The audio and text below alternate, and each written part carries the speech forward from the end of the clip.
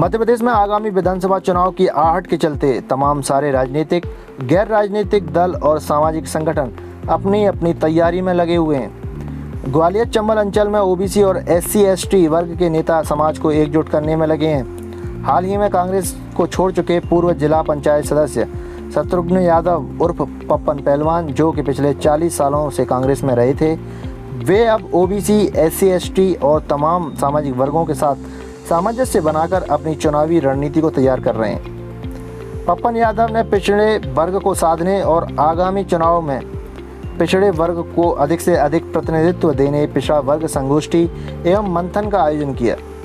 उनका कहना है कि ओबीसी और SC/ST वर्ग के हितों पर पहले की सरकारें लगातार कुठाराघात करती रही हैं। समानता की बात कहने वाली भाजपा और कांग्रेस के दोहरे रवैये के चलते पिछड़ा वर्ग अभी पिछड़ा हुआ है। पप्पन यादव ने कांग्रेस छोड़ने के बाद दूसरी पार्टी ज्वाइन करने के विषय में संकेत दिए हैं। उनका कहना है कि जो पार्टी SC/ST और ओबीसी के हितों की बात करेगी, हम सभी उसके साथ जाएंगे। ओबीसी और SC/ST समाज को एकजुट करने आगामी चुनाव में बहुजन समाज पार्टी का दामन थाम सकते हैं। हालांकि इस बात की पुष्टि उन्होंने नहीं की है, लेकिन पिछड़ा वर्ग संगोष्ठी मंथन शिविर का आयोजन करके और तमाम दलित नेताओं को साथ कर पप्पन यादव ने तमाम सारे प्रमुख राजनीतिक दलों के समीकरणों को बिगाड़ने की तैयारी कर ली है। इस कार्यक्रम में पिछड़े वर्ग, स्थानीय स्तर के तमाम सारे बुद्धिजीवी और समाजसेवी एकत्र हुए और सभी ने देश की प्रमुख पार्टियों से पिछड़े वर्ग को प्रतिनिधित्व देने की बात कही। अब देखना यह होगा कि पिछड़ा वर्ग जो जातीय समीकरण से आगामी चुनाव का समीकरण बिगाड़ सकता है, किसके साथ जाएगा। Bureau report, Madhyanchal today digital, Gwalior. आज ये संगोष्ठी मंथन शिविर है, तो इसमें ओबीसी के लोग तो चुनिंदा हैं जो ओबीसी का कार्य कर रहे हैं। ग्वालियर विधानसभा के लोग हैं और ज़्यादा कहीं बाहर के नहीं बुलाए हैं। और इसमें ओबीसी के अलावा SC/ST के लोग भी आए हैं। और मंथन का मतलब यही है कि जब मंथन होता है तभी घी निकलता है। तो ओबीसी SC/ST का मंथन जब होगा, एक दूसरे से मिलेंगे, एक दूसरे से भाईचारा करेंगे, तो ज़रूर कुछ ना कुछ अच्छा मक्खन निकलेगा। और मक्खन निकलेगा तो आप जानते ही हो। चुनाव चल रहे हैं, आप पहले जनपद सदस्य भी रह चुके हैं। मैं जिला पंचायत सदस्य रह चुका हूँ। बिल्कुल जी। और अब चूँकि चुनाव है, तो चुनाव को लेके मैंने कांग्रेस पार्टी से इस्तीफा दे दिया है जी। मेरा चूँकि इस्तीफा अभी मंजूर तो नहीं हुआ है, लेकिन हम लोगों को, ओबीसी के लोगों को पूछा नहीं जा रहा है कहीं भी। हम ये चाहते हैं कि ओबीसी इतने तादाद में है और इतनी बाहुबली है कि पिछड़ा वर्ग में हजारों जाति पटक दी हैं एक साइड, और पिछड़ा वर्ग इतना बाहुबली है, धनवान है, सब कुछ है, लेकिन हिस्सेदारी के नाम पे 5% भी नहीं है। तो हम चाहते हैं कि हमें हिस्सेदारी हर चीज़ में मिले, हर चीज़ में हमारा हिस्सेदारी हो।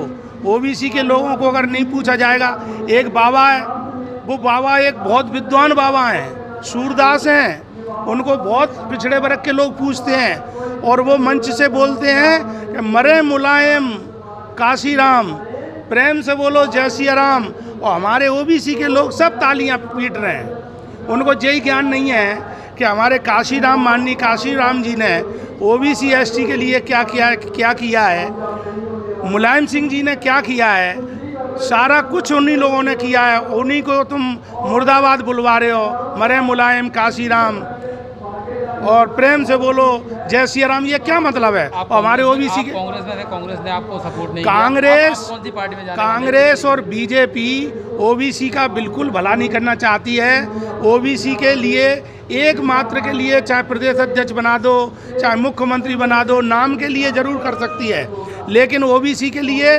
शुभचिंतक ना कांग्रेस हो पा रही है, ना बीजेपी हो पा रही है। क्या आपका आगे प्लान है जब कांग्रेस? अब आगे तो सब जनता का जो प्लान होगा, लोगों का प्लान होगा, तो हम लोग उस हिसाब से चलेंगे। अब आज मंथन वो इसी का चल रहा है कि बताओ हम और आपको क्या करना चाहिए, कौन भलाई करेगी, कौन सी पार्टी भला करेगी। आपको कौन सी पार्टी का? एक दूसरे और महाराज हैं, आजकल आपने देखा होगा टीवी पे कितना भयंकर चल रहे हैं। वो कह रहे हैं कि अगर माथे पे, अगर क्या बोलते हैं उसको, सिंदूर अगर माथे पे भरा है तो समझ लो ये प्लॉट घिरा हुआ है, और अगर सिंदूर नहीं है माथे पे तो समझ लो ये प्लॉट खाली है।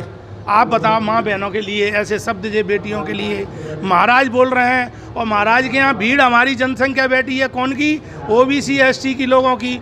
वो ताली बजा रही, वो समझ नहीं पा रही कि हमारी माता बहनों के लिए ये क्या बोल रहे हैं। प्लॉट खाली है, ये बताइए आप पत्रकार महोदय, आप लोग। एक आखिरी सवाल है जी कि अब चूंकि अभी आपने जय भीम का नारे भी लगाए, आपने बाकायदा ओबीसी की बात करी, एससी एसटी की बात करी, अब कौन सी पार्टी, जो पार्टी एससी एसटी ओबीसी का अधिकार देगी उसी पार्टी में हम लोग सब अब काम करेंगे, उसी में आगे जाएंगे, चाहे वो कांग्रेस हो, चाहे वो बीजेपी हो, चाहे वो बीएसपी हो, चाहे वो आप पार्टी हो, जो भी पार्टी हमारा स्वतंत्र है। हम यहाँ कोई पार्टी नहीं है एक भी। चुनाव में कोशिश कर रहे हैं? कोशिश तो करेंगे साहब, हम राजनीति कर रहे हैं, जनता की सेवा करना चाहते हैं, तो हम चाहते हैं कि जनता की सेवा घर बैठ के नहीं हो पाती है।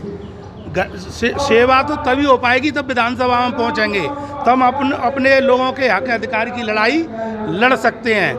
मीडिया एक ऐसी है कि बहुत ज़्यादा अत्याचारी आदमी के लिए वो अपना मन ऐसा परिवर्तन कर देती है कि उसके लिए अच्छा हो जाए, और बिल्कुल जो अच्छा आदमी होता है उसके लिए बिल्कुल ख़राब कर देती है। मीडिया का बड़ा योगदान है। मैं आपसे बहुत ज़्यादा निवेदन करना चाहता हूं कि आपका इतना बड़ा योगदान है कि आप ओबीसी एसटी एससी के लोगों के लिए जो अन्याय अत्याचार हुआ है, इतने वर्षों से होता चला आ रहा है, करीब करीब 70 साल से इनको कुछ नहीं दिया जा रहा है। नाम मात्र के लिए एक दो को फोड़ लिया जाता है, इनके अधिकार नहीं दिए जा रहे हैं। कृपा करके आप लोग इनका अधिकार दिलाएं तो आपकी बड़ी मेहरबानी होगी।